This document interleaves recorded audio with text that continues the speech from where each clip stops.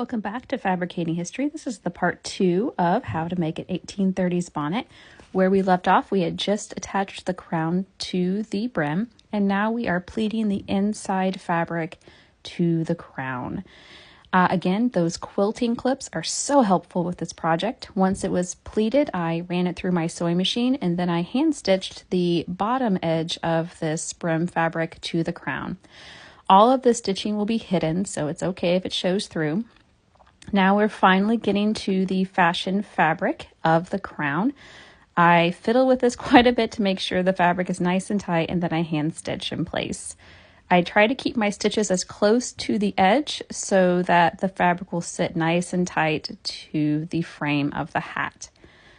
And here goes the fashion fabric on the brim on the outside. You can't see this very well, but that curve, the fabric is clipped so that it sits nice and neat. And now I ran that through my sewing machine again, and we're ready to add the bias tape. I made bias tape using the fashion fabric so that it matches. It's so important to cut this on the bias so that it will sit nice and neat around those curves. Once again, using my quilting clips, I'm going to sew one side of the bias tape in first, just stitching all the way through, keeping my stitches nice and close so the fabric curves and you don't have any sharp edges when you flip the fabric of the bias tape over the edge. And there, all the stitches are hidden.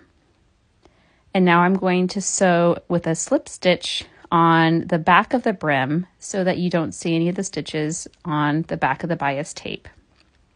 Again, using those quilting clips, they make such a difference in this process. Off to the inside of the bonnet, I used a long rectangular piece of that ivory fabric, and I used cording to gather along the back side. And this is going to hide the inside of the crown and really add to the finished look. Honestly, I should have just used a gathering stitch, but I decided to hand stitch the whole thing in there, and that made it a little bit more tricky.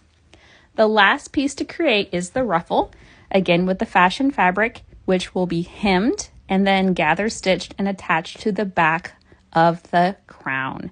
And there it is. It is all finished, ready to be decorated. Relatively easy construction. It's more of just repeating, cutting out the pieces, the same thing, and adding layer on layer on layer to create your bonnet.